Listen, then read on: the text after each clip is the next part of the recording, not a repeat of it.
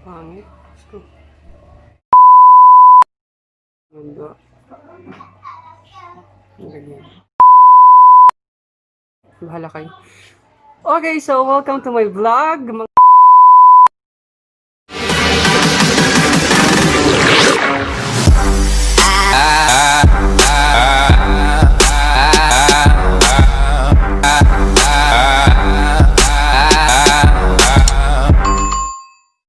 Hello mga ka-markers! Welcome to my vlog! Nagpapawisan na ako, di pa tayo nagsimula. So, for today's vlog guys, ay magpipaint tayo ng wall! So, yung wall na pipaint natin ngayon, yung nasa labas, yung parang facade ng bahay. Wow, facade spell! Okay, sa harapan na lang. Nasa harapan ng bahay namin. So, naisipan ko mag-paint ngayon kasi well, wala naman akong ginagawa and just to make the day more productive, kaysa naman matutulog lang ako. Naisipan ko why not gawin natin itong pagkakaabalahan para syempre may magawa naman tayo. Tapos kaysa naman lumabas ako, di ba hindi naman tayo pwedeng lumabas ngayon kasi parang dumarami na yung nagpa-positive dito sa lugar namin, dito sa Babat ng Leyte. So naisipan ko tong i-vlog and gusto kong isama ko kayo para sa vlog na ito para magkaroon ka ng idea on how to paint. Expert ka. Wow, as if naman expert tayo, no? Well, yung gagawin natin ngayon, yung ipipaint natin ay yung geometrical design. Nope. Wow, geometrical. Parang ganito. Wow! So, di ba ang ganda niya tingnan? I hope na ma-achieve ko to sa pag-paint ng ganitong design kasi maganda talaga siya tingnan. So, samahan niyo ko guys and papakita ko muna sa inyo ngayon kung paano kami nag-prepare at saka yung ano yung mga materials namin gagamitin para sa pag-paint na ito. Thank you guys! Ano ba yung magagamitan natin sa magazine na ito or ba to? Boardwalk. So, yung gagawin natin dito kasi syempre bago tayo mag-paint, kailangan hindi siya mag-spill dito sa ating floor. So, kailangan natin magin siya ng mga ganyan.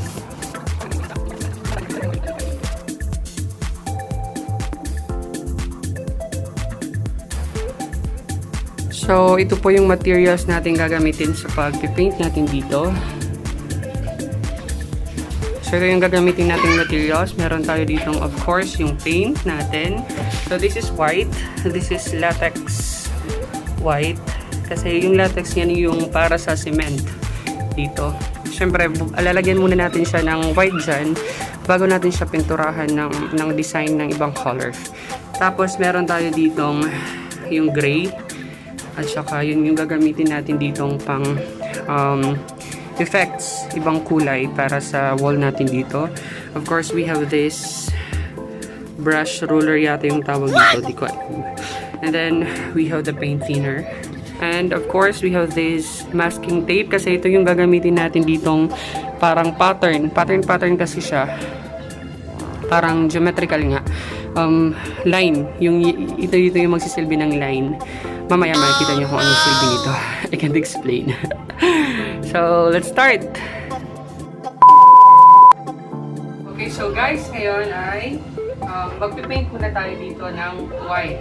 Kasi yan yung pinaka-base natin para dito sa ating wall. So, open natin to. So, hard.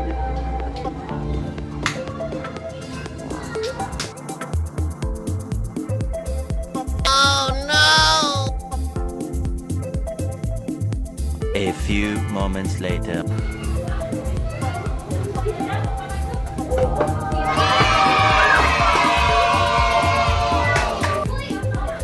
Okay, so we're done mixing this. And then pagkatapos ilalagay na natin siya dito. Yan.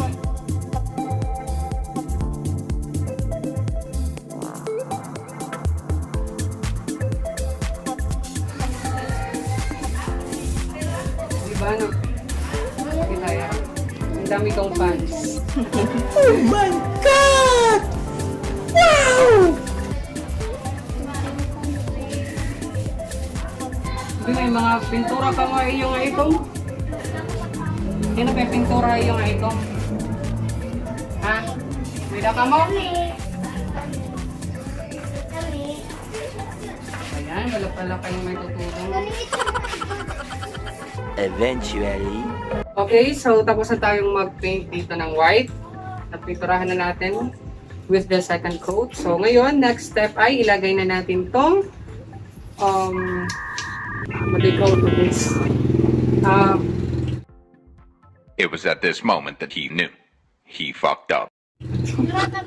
Ilagay na natin tong masking tape dito kasi ito yung assist natin sa parang pattern, magkaroon ng pattern para maging geometric wall na siya. Okay, let's get started! Ang paglalagay po ng masking tape ay nasa sa inyo na po para sa pattern or sa design niya.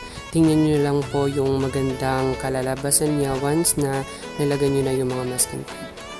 Meanwhile, Have patience lang po sa pagpipaint. Make sure po na walang lalampas sa mga lines para maganda tingnan. Go, go, go!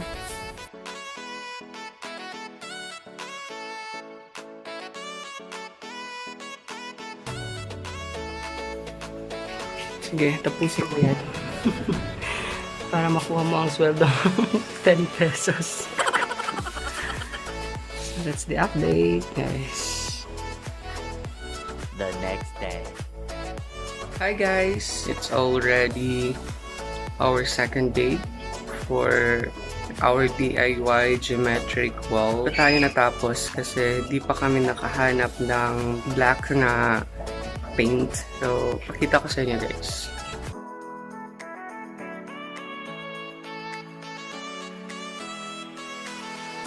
So, we are already in our second day of our DIY geometric wall. So, ngayon yung kulang na lang nito ay yung black na color for this part. Yan, kailangan black yan.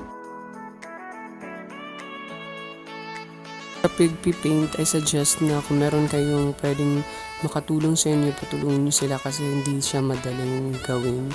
Kung pwede lang naman. Since low budget makeover nga ito or DIY, yung ginamit ko mga paint dyan ay yung mga tira-tira lang. Meron lang ako dyan gray, white at saka yung black. Tapos pinaghalo-halo ko na lang para maka-achieve ka ng ibang shades of gray or kulay na gusto mo. Tipid, di ba?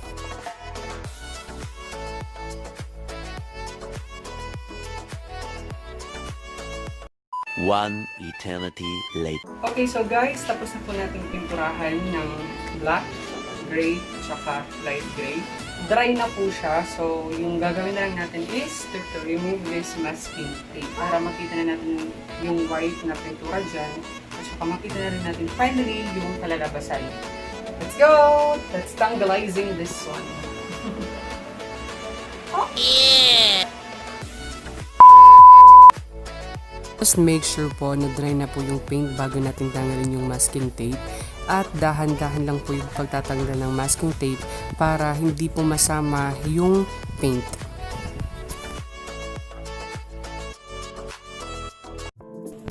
Okay, so guys, finally, after how many years, natapos na rin po natin yung pagpipaint ng ating DIY geometric wall dito sa aming labas. And masasabi kong masaya, nakaka-enjoy naman siyang gawin. Well, medyo nakakapagod, pero thanks to my cousin kasi tinulungan niya akong mag-paint. Tsaka, that was a fun experience kasi may nagawa ako ngayong quarantine na to. And then, hindi pa ako gumastos ng malaki kasi nga yung mga materials ko ay yung mga available lang na nandito sa bahay. Basta guys, have patience lang. Talagang matatapos mo rin yung ginagawa mo basta gusto mo. At mas masarap at mas maganda nang gawin ito ng with love, with patience kasi sigurado, tsak na maganda yung kalalabasan ng kung ano man yung gagawin mo. Yes. So, di ko na papatagalin guys. Here is my DIY geometric wall. Sana magustuhan niyo. Bye-bye! Thank you!